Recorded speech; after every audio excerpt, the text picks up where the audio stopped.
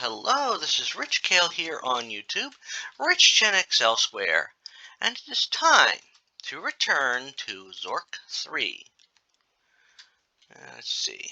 Yes, we left off. I was in the Technology Museum. No, it's that in past ones the score jumped up to like 100 and 300 and that. I'm going to tell you this right now. The max score in Zork 3 is 7. 7 points.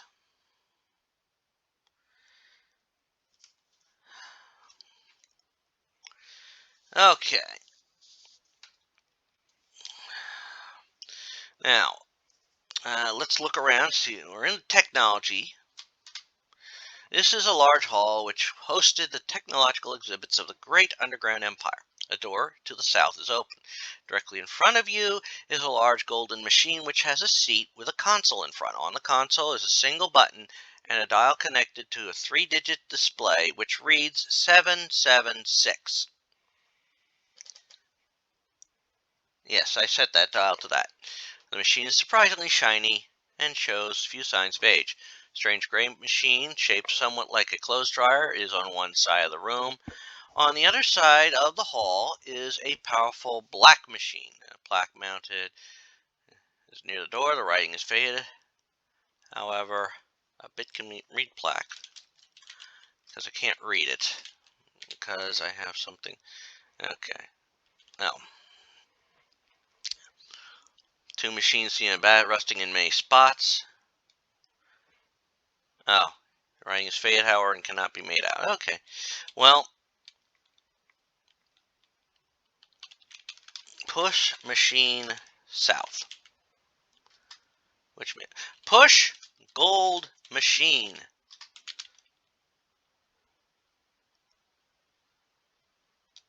South. Museum entrance. This is the entrance to the Royal Museum, the finest and grandest in the great underground empire. South down a few steps, there is the entrance to the Royal Puzzle.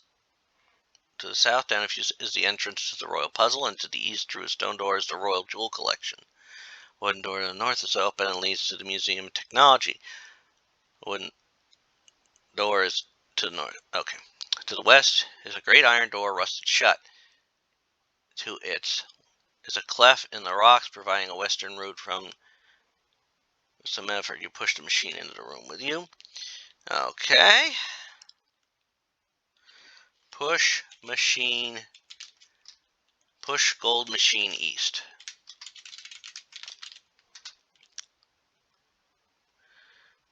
Jewel room. Oh. You're in a high ceiling chamber, in the middle of which sits a tall round steel cage, which is securely locked. In the middle of the cage is a pedestal on which sit the crown jewels of the great underground empire, a scepter, a jeweled knife, and a golden ring. A small bronze plaque now tarnishes on the cage. With some effort, you push the machine into the room with you. An odd robot-like device glides into the room, dusting the floors as it moves. Its head gyrates briefly as it scans the machine. Shame, shame, it says rather tinnily. Someone has been tampering with the machines again. Its beady mechanical eyes focus on you as the robot picks up the gold machine. Hands off, adventurers are its last room. And the door closes behind it.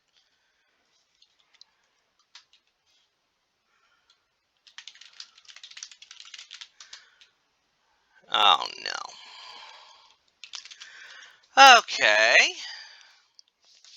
That thing just moved the machine on me. Push gold machine south. I don't need it running around. Okay. Push gold machine east.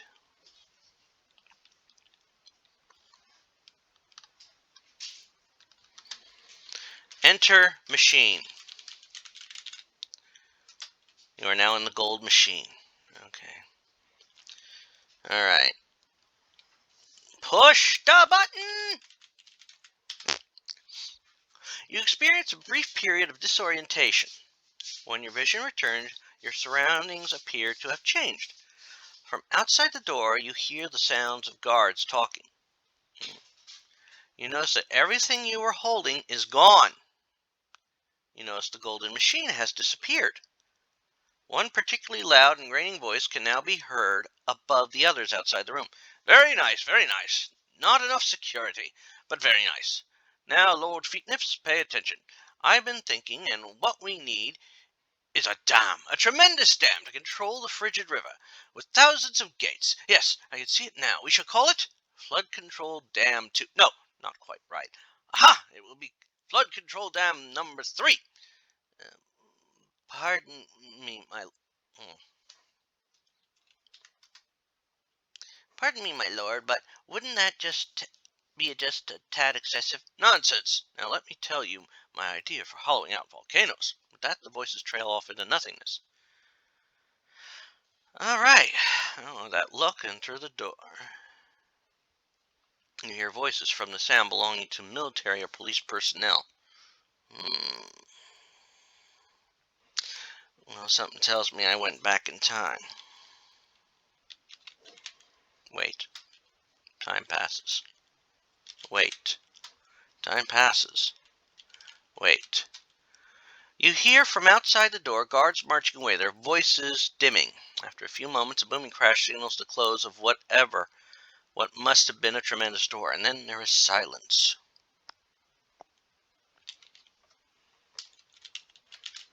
Well, let me get that ring. Now wearing the golden ring. Okay. That works for me. Open door. Door is now open. Let's go west. Okay, we're back at the museum entrance. Okay, the west is closed and locked. Okay. Open north door. Okay, go north. You're in a large unfinished room, probably intended to be a part of the Royal Museum. A strange gray machine, shaped somewhat like a clothes dryer, is on one side of the room. On the other side of the hall is a powerful-looking black machine, a tight tangle of wires, pipes, and motors. A plaque is mounted near the door. The gray machine, it turns out, is a Frobo's magic pressurizer, used in the coal mines of the Empire. The black machine is a Frobo's magic room spinner. The gold machine is referred to as a temporizer.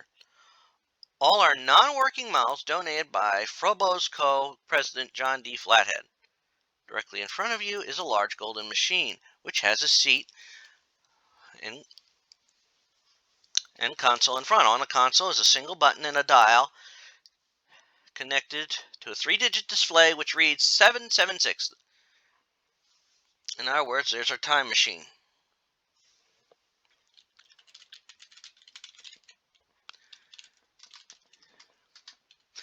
The ring is concealed under the seat. Okay. Alrighty.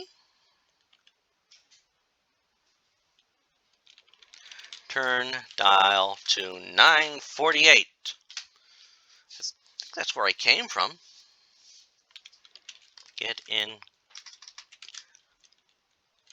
gold machine. Alright.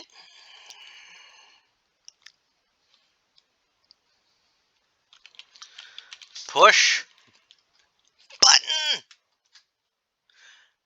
Brief period of disorientation. When your vision restores, your surroundings appear somewhat altered.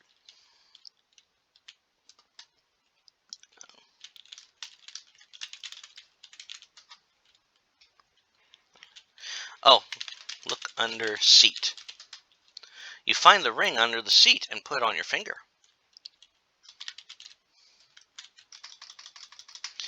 Alrighty. And look at that. I got a score of 6. Alright.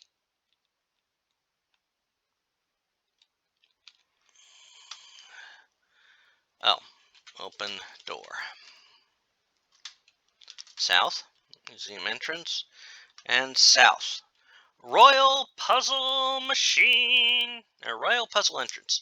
This is a small square room, in the middle of which is a perfectly round hole through which you can discern the floor some 10 feet below. The place under the hole is dark, but it appears to be completely enclosed in rock. In any event, it doesn't seem likely that you can climb back up. Exits are down and up a few steps north. Lying on the ground is a small note of some kind. Okay. Save. And we're going to save it as chance. Read note. Warning, the royal puzzle is quite dangerous and it is possible to become trapped within its confines. Please do not enter the puzzle after hours or if personnel are not present, the management. Right. Okay, I'm not carrying the warning note. Okay. Okay, well, you know what? Here we go. Room in the puzzle. You're in a small square room bounded to the north and west with and the east and south with sandstone walls. I can't read that. I have something that just popped up and it's staying popped up, so I can't read all the words. Ain't that a bugger? Push east wall. Wall slides, oh, marble walls. Okay, the wall slides forward and you follow it. The architecture of this region is getting complex, so that further descriptions will be diagrams of the immediate vicinity in a 3x3 grid. The walls here are rock, but of two different types, sandstone and marble. The following notations will be used. Your position in the middle of the grid. Marble wall, sandstone wall, unknown, blocked by walls. Okay. So let's go south. All right, we'll go south again. Let's go southeast. All right, let's push that south wall. I guess you can push the sandstone walls. The wall slides forward and you follow it to this position. You hear a soft snap from behind the wall you were pushing.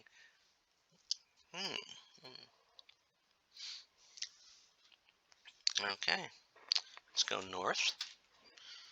Northeast. Push south wall again. Oh.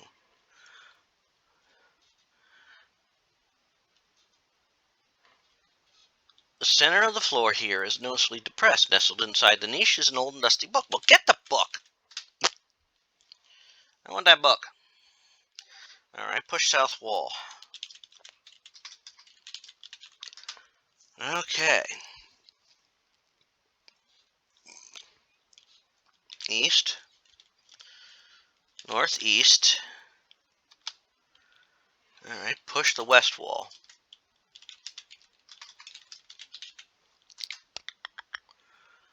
Okay, I pushed the west wall. Southwest. Northwest. Northeast.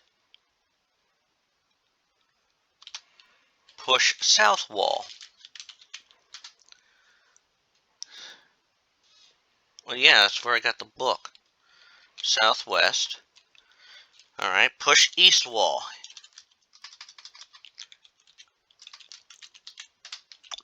The wall slides forward and you follow it to this position. Okay. Okay, northeast. Push south wall. Okay.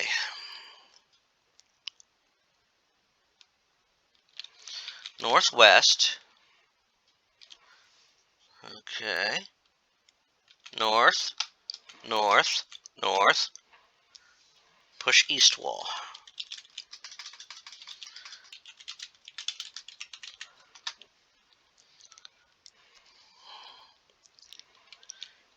Okay. Southwest. South. Southeast. Northeast. North. Northeast. north, push west wall. Okay, let's push that west wall. Okay, northwest, push south wall. Push south wall. Okay. All right. West, northwest, northwest. In the ceiling above you is a large circular opening. Push south wall.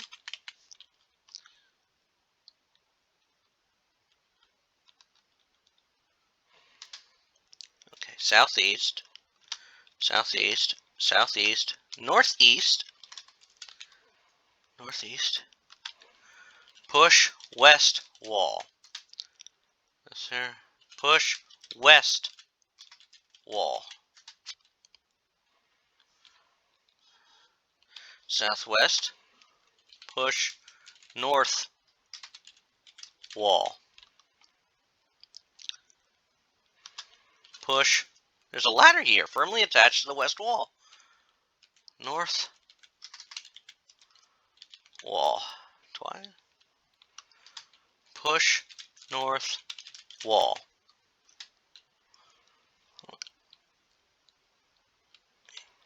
Northwest.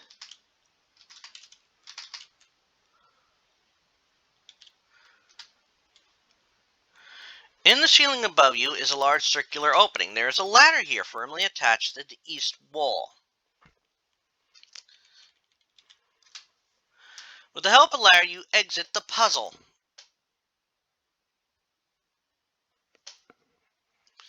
Well, I think we solved that puzzle.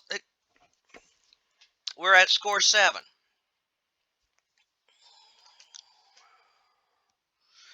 Which means we've got the maximum score for the game, I think. Let me see here. Score. Your potential is 7 of a possible 7 in 218 moves. Well, we got the max score, but the game's not over. Okay, so now we'll go north. Museum entrance, okay. Open east door. Okay, the door is now open. You're in a high-ceiling chamber, in the middle of which is a bare pedestal. The room is unfinished with no indication of its purpose. A small plaque is fastened to a wall. Oh! Look at all my stuff.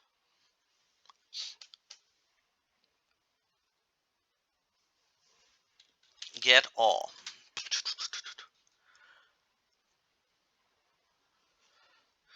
Got it all, and I'm wearing everything. Good, man. All right. West twice. Museum entrance. West. Great door. This is the south end of a monumental hall, full of dust and debris from a recent earthquake. To the east is a great iron door, rusted shut. To the right, however, is a gaping cleft in the rock. And behind a cleared... can't read it.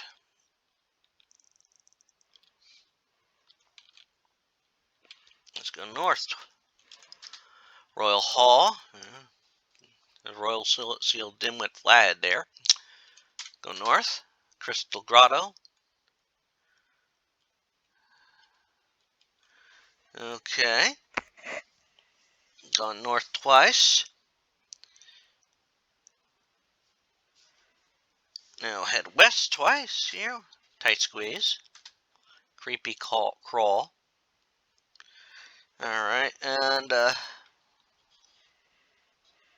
west twice. North to the junction. Junction! Hallelujah, I'm at the junction. East. Stand before you is a great rock. Okay. Damp passage. This is particularly done by dungeon standards. You see crossroads to the west, two nearly identical passages lead east and northeast.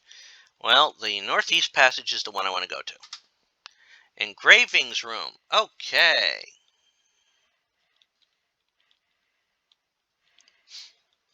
You're in a room with passages heading southwest and southeast. And one wall is ornately carved, filled with strange runes and writing in an unfamiliar language. Okay, I'll save. The north wall. Okay.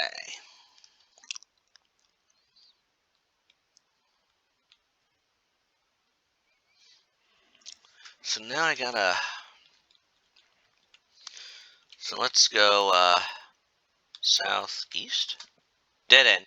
You come to the end of an adjoining passage to the west and...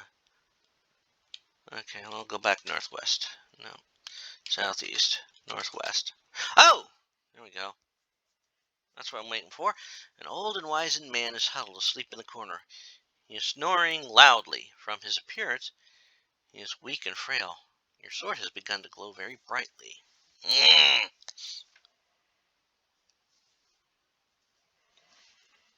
Wake man. The old man is roused to consciousness. He peers at you through eyes that appear much younger and stronger than his frail body and waits, as if expecting something to happen. Give way bread to man.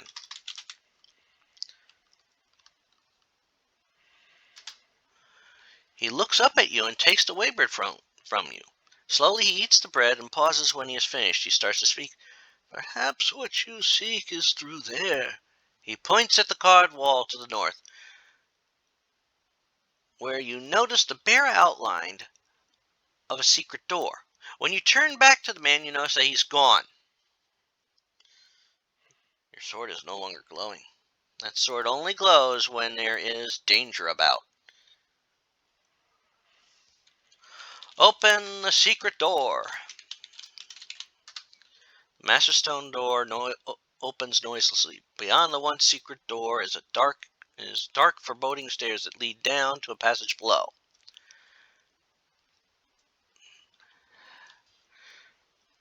Dim lighting by torches can be seen in the passage. Okay. Alrighty. Button room. You're standing at the southern end of a long, dimly lit hall. The stairs ascend into the darkness. To the north, the corridor is illuminated by torches set high in the walls, out of reach. On one wall is a red button.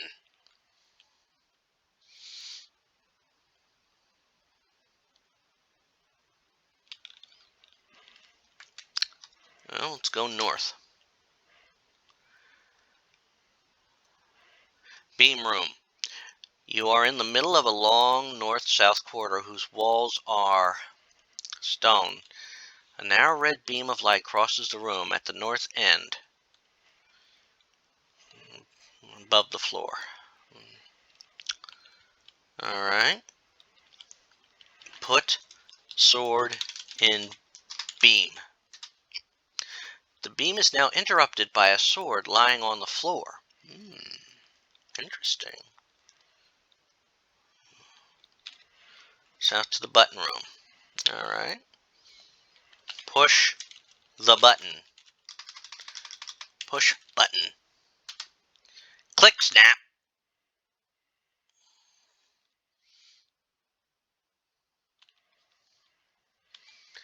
Okay, north.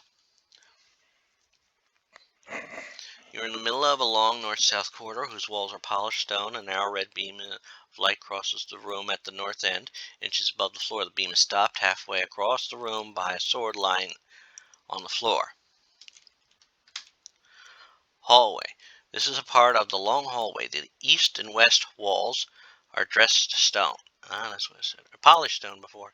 In the center of the hall is a shallow stone channel. In the center of the room, the channel widens into a large hole around which is engraved a compass rose. Large mirror fills the north side of the hallway. A mirror is mounted on a panel which has been opened outward. Okay, well, that's two. Let's go one more time. Inside mirror. Whoa. You are inside a rectangular box of wood whose structure is rather complicated. Four sides of the roof are filled in and the floor is open. As you face the side opposite the entrance, two short sides of carved and polished wood are to your left and right. The left panel is mahogany, the right pine. The wall you face is red on its left half and black on its right. On the entrance side, the wall is white opposite the red part of the wall it faces, and yellow opposite the black section. The painted walls are at least twice the length of the unpainted ones. The ceiling is painted blue.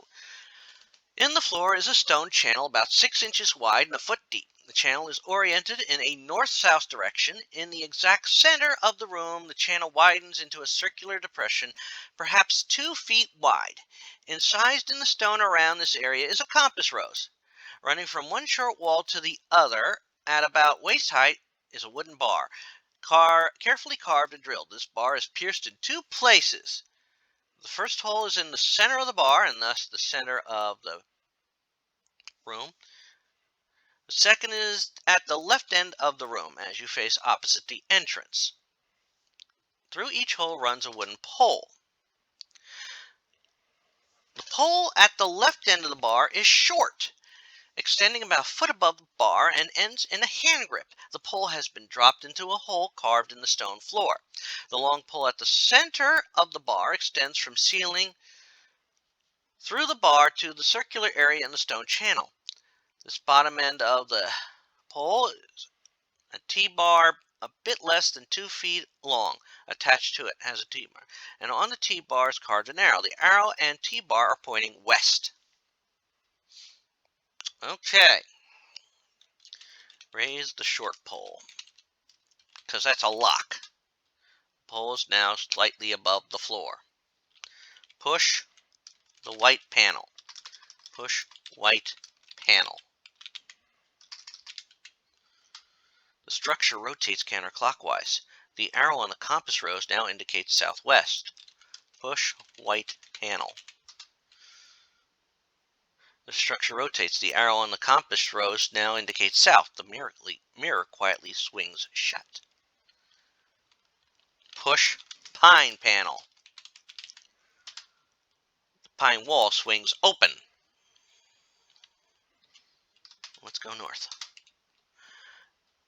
As the door swings shut, as you leave the door swings shut.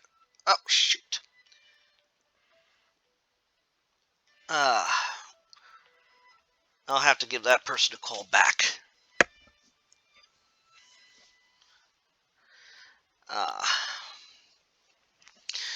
Actually, you know what? I'm going to save it.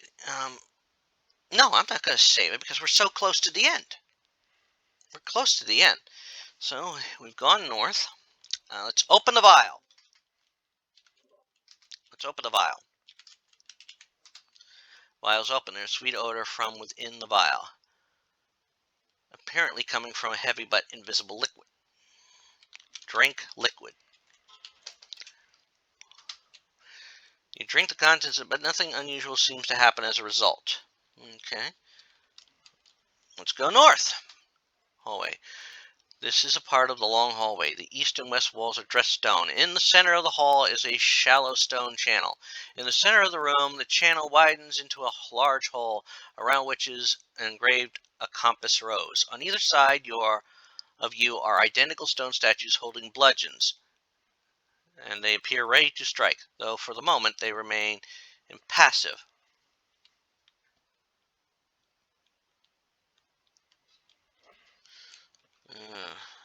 I'll go past them. This is a part of the long hallway. The east and west walls are dressed stone. In the center of the hall is a shallow stone channel. In the center of the room is a channel which widens into a large hole, which is engraved a compass rose. Somewhat to the south, identical stone statues face each other from pedestals on opposite sides of the corridor. The statues represent the guardians of Zork, a military order of an ancient lineage. They are portrayed as heavily armed warriors standing at ease, hands clasped around formidable bludgeons. Okay, I'm going north. Dungeon entrance. Heavily armored warriors. And the Guardians of Zork, military order. You are in a north-south hallway which ends to the north at a large wooden door. The corridor continues south. The wooden door has a barred panel in it at about head height. The door is closed.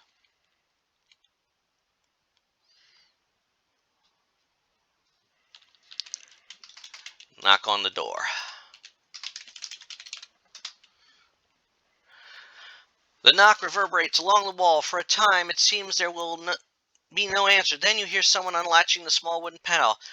Through the bars of the great door, the wrinkled face of an old man appears. After a moment, he starts to smile broadly. He disappears for an instant, and the massive door opens without a sound. The old man motions, and you feel yourself drawn towards him. I am the dungeon. I am the master of the dungeon, he booms. I have been watching you closely during your journey through the great underground empire. Yes, he says, as if recalling some almost forgotten time. We have met before, although I may not appear as I did then. You look closely into his deeply lined face, and see the faces of the old man by the secret door, your friend at the cliff, and the hooded figure. You've shown kindness to the old man and compassion towards the hooded one.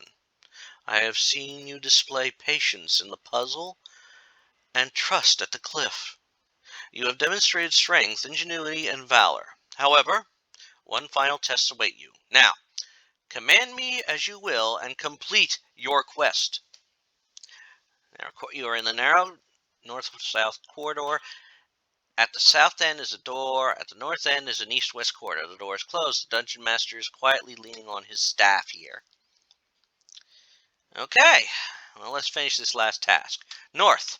You're in south. Okay, south east-west corridor, which turns north at eastern and western ends.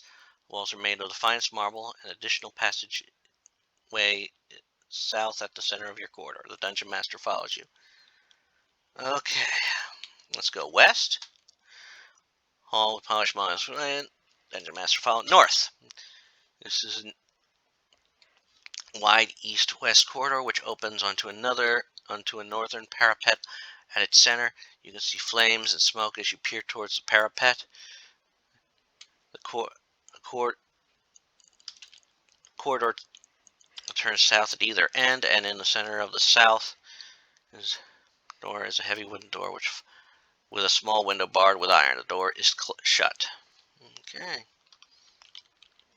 Go north to the parapet. You are standing behind a stone retaining wall which rims a large parapet overlooking a fiery pit. It is difficult to see through the smoke and flame which fills the pit, but it seems to be more or less bombless. The pit itself is circular, about 200 feet in diameter, and is fashioned of roughly hewn stone. The flames generate considerable heat, so it is rather uncomfortable standing here. There is an object here which looks like a sundial. On it are an indicator arrow, and in the center a large button. On the face of the dial are the numbers 1 through 8. The indicator points to number 1. To the south, across a narrow corridor, is a prison cell. Okay, the dungeon master is following you. Set dial to 4. The dial now points to 4. Push the button. The button depresses with a slight click and pops back. South. Alright. Door. Open door. Open cell door. Cell door opens. Okay, we'll go south. You are in a featureless prison cell. You can see an east-west corridor. Outside the open wooden door in front of you. Your view also takes in the parapet and behind a large fiery pit. Behind you to the south is a bronze door which is closed. You notice that the dungeon master doesn't follow you. Tell dungeon master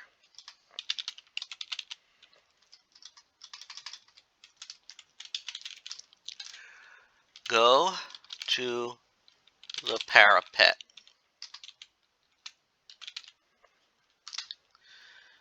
Very well.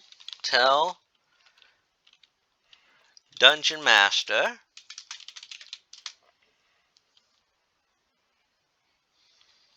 to turn dial to 1. If you wish, tell dungeon master to push the button. If you wish.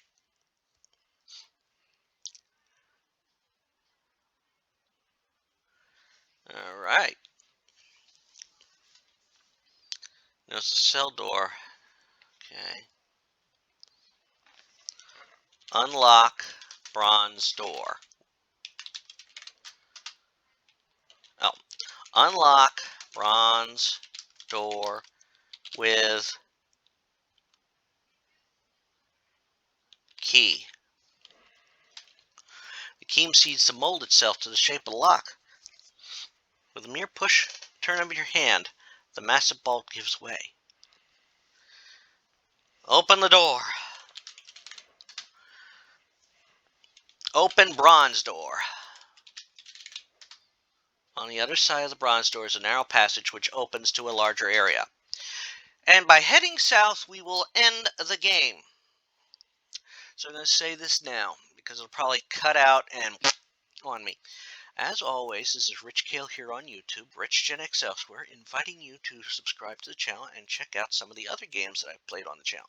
I've played through all the games set prior to this one. So this is the fourth game, which is Zork 3. I'm also working my way through other games like Call of the Sea, Indiana Jones: The Last Crusade, Call of Cthulhu, the 2018 release. I do runs for the game of Monstrum. I'm working my way through Little Nightmares. I am working my way through Space Quest V, Roger Wilco, The Next Mutation. And I am working my way through, I will be starting Doom 64. All these videos will show up at about 3 p.m. Eastern Time. I am also on mornings, Tuesday through Saturday at 10 a.m. Eastern Time videos premiere. Tuesday will be a fic reading, chapter reading from something I've written over the years. Wednesday will be another game. Thursday will be either a Monstrum 2 run or a Dead by Daylight run. Friday will be a fighting game a story mode playthrough, and Saturday will be a retrospective video. So please subscribe to this channel, give the video a like, and now let us head south and end the game. It'll be abrupt, so hopefully you can read the ending of it. All right? Oh, yeah, this Treasury of Zork. This is a large room which richly appointed in a style that bespeaks exquisite taste.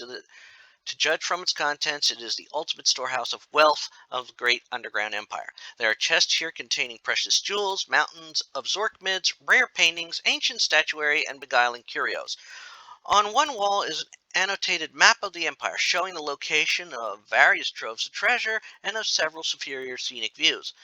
On the desk at the far end of the room may be found stock certificates representing a controlling interest in Frobos Co. International, the multinational conglomerate and parent company of the Frobos Magic Boat Company, etc. As you gleefully examine your newfound riches, the Dungeon Master materializes beside you and says, "Now that you've solved all the puzzles of the dungeon, it is time for you to assume your rightly earned place in the scheme of things. Long have I waited for one capable of releasing me from this burden." He taps you lightly on the head with his staff, mumbling a well-chosen spell, and you feel yourself changing, growing older, and hence becoming the new Dungeon Master.